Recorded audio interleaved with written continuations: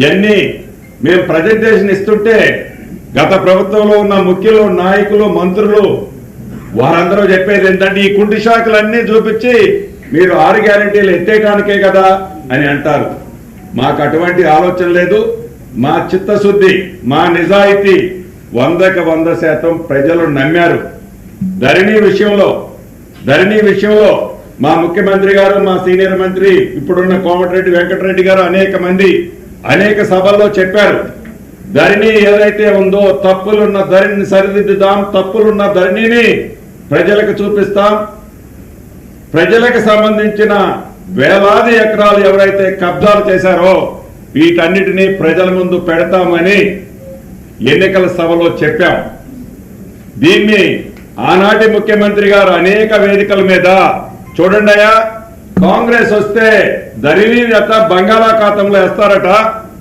ధరణిని బంగాళాఖాతంలో వేసే కాంగ్రెస్ ని కూడా బంగాళాఖాతంలో వేయమని అనేక వేదికల మీద అవాక్కులు చవాక్కులు గత మాజీ ముఖ్యమంత్రి గారు పేలారు. కానీ ప్రజలు కాంగ్రెస్ పార్టీని పూర్తిగా నమ్మి ఇందిరమ్మ రాజ్యంలోనే న్యాయం జరుగుద్దని తలంచి ఆనాడు అధికారంలోకి తీసుకొచ్చారు. ఎన్ని అప్పులు మీరు చేసినా, ప్రజల సొమ్ము ఎన్ని లక్షల కోట్లు మీరు కొల్లగొట్టినా, ఎన్ని తప్పుడు ప్రాజెక్టులు కట్టినా, మంచిగా ఉన్న సెక్రటేరియట్, మంచిగా ఉన్న సీఎం రెసిడెన్స్ లాంటిది పడగొట్టి ప్రజల సొమ్ముని వృధా చేసినా అది ఒక పార్టీ. కానీ చిత్తశుద్ధితో ఈ ప్రభుత్వం ఎన్నికల ముందు ఏవైతే 6 గ్యారెంటీలు ఇచ్చిందో ఆ గ్యారెంటీలు 100 రోజుల్లోపు పూర్తి చేస్తామో అని చెప్పిందో ఆ చెప్పిన కార్యక్రమాలు చేపట్టే దిశగా ఈ ప్రభుత్వ ప్రయాణంలో భాగమే ఈ ప్రజాపాలన. ఇంకా చిత్తశుద్ధితో ప్రజల దగ్గర మొక్కుబడిగా అప్లికేషన్లు తీసుకోకుండా ప్రజలకి అవసరాలు నెరవేర్చడం కోసం ఇన్డెప్త్ గా జిల్లా ముఖ్య అధికారులతో పాటు జిల్లాలో ఉన్న మండలాలు, కార్పొరేషన్లు, డివిజన్లో ఉన్న అధికారులతో కూడా ప్రభుత్వ ఆలోచనలు చెప్పడానికే ఈరోజు జిల్లా ఇన్ఛార్జి మంత్రి గారు ఆధ్వర్యంలో ఈ సమావేశాన్ని జరుపుకున్నాం. ఒకటైతే నిజం, ప్రతిపక్ష నాయకులకి, గత ప్రభుత్వంలో ఉన్న నాయకులకి ఈ వేదిక ద్వారా ఒకటే చెప్పదలుచుకున్నాం. ప్రజలు మమ్మల్ని నమ్మి ఇందిరమ్మ రాజ్యం కావాలి అని మాకు అధికారాన్ని ఇచ్చారు. మీలాగా అధికారాన్ని దుర్వినియోగం చేయడం కోసం ఇందిరమ్మ రాజ్యాన్ని మేము తీసుకోలే. ఇందిరమ్మ రాజ్యాన్ని అధికారం దుర్వినియోగం కోసం ఏ రోజు కూడా మేము వాడుకోం. ప్రజల కోసం ఒక పరిపాలకుల్లా కాకుండా ఒక సేవకుల్లా, ప్రజలకి రెస్పాన్సిబిలిటీ పర్సన్స్ గా మేమందరం చిత్తశుద్ధితో పనిచేస్తాం. ఎన్ని కష్టాలు వచ్చినా, ఆర్థిక పరంగా ఎన్ని ఇబ్బందులు వచ్చినా, ఎన్ని ఒడదొడుగులు వచ్చినా ఇందిరమ్మ రాజ్యంలో మేము చేసిన వాగ్దానాలన్నిటినీ ప్రజల గుమ్మానికి చేర్చే బాధ్యత తీసుకునే దాంట్లో భాగమే ఈ ప్రజా పరిపాలన. మా మంత్రులందరినీ, ఒక్కొక్క మంత్రిని పాత ఉమ్మడి ఖమ్మం జిల్లాకు ఒక్కొక్కరిని ఏర్పాటు చేశారు.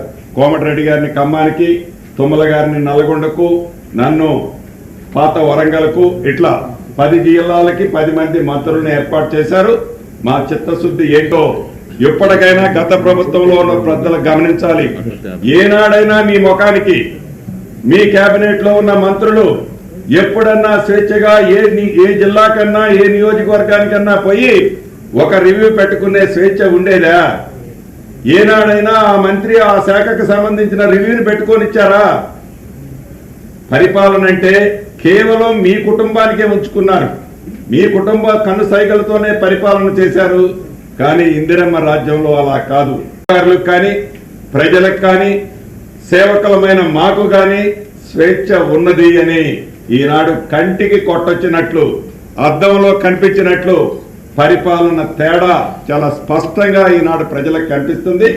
ఇటువంటి మంచి పరిపాలన చిత్తశుద్ధితో ఇచ్చే ఇందిరమ్మ రాజ్యానికి ప్రతిపక్షంలో ఉన్న సభ్యులందరూ కూడా మనస్ఫూర్తిగా మీరు సహకరించాలి. మీరు ఎలా చేయలేకపోయారు గడిచిన 10 సంవత్సరాలు, ఇప్పుడైనా మమ్మల్ని చేసేటప్పుడు మీరు సహకరించండి. మీరు దొంగిలించిన సొమ్ము ఇయ్యక్కర్లా, ఎలా తీసుకోవాలో మేము తీసుకుంటాం. కనీసం పరిపాలన చేసే ఈనాడు అధికారులకి సేవకులుగా ఉన్న మాకు సహకరించాలని ప్రతిపక్ష సభ్యులకి ఈ వేదిక ద్వారా తెలియజేసుకుంటూ, ప్రజలందరూ కూడా ఒకటే గమనించాలి. ఒకే రోజు పెట్టాము అప్లికేషన్స్, అయ్యో నేను అప్లికేషన్ తీయకపోతే నాకు వచ్చే లబ్ధి రాదేమని ఏ ఒక్క కుటుంబ సభ్యులు ఆందోళన పడాల్సిన అవసరం లేదు. ఇది మీ ప్రభుత్వం, ఇది ప్రజా ప్రభుత్వం, ఇది మీకోసం మీ గుమ్మం దగ్గరకు అధికారులు వస్తున్నారు. మొదటి రోజు కాకపోతే రెండో రోజు అని తీసుకుంటారు, రెండో రోజు కాకపోయినా 6 రోజుల కార్యక్రమం ఉంది కాబట్టి ఏ రోజైనా మీ అప్లికేషన్ తీసుకున్న తర్వాతనే ఈ అప్లికేషన్ పర్వం పూర్తయిందని ప్రకటిస్తాం. అంతేగాని జనమంతా పడి కంగారు ఏ గ్రామంలో ఏ డివిజన్లో చేయొద్దు.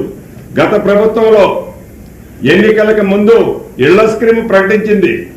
ఆ ఇళ్ల స్కీము వెబ్సైట్ లో కేవలం 2 రోజులు ఉంచింది. ఆ 2 రోజులు కూడా 100 కండిషన్లు పెట్టింది. అదే ఎక్సైజ్ షాపుల ఆక్షన్కి అయితే 15 రోజులు టైం ఇచ్చింది గత ప్రభుత్వం. ఈ ప్రభుత్వం అటువంటిది కాదు.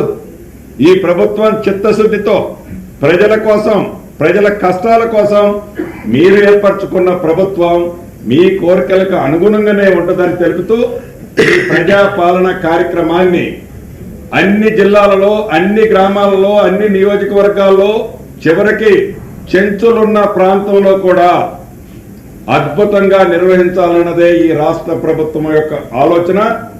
ప్రతిరోజు ఇన్ఛార్జి మంత్రులుగా మేమందరం ఏ జిల్లాది ఆ జిల్లా రివ్యూ చేసుకుంటాం.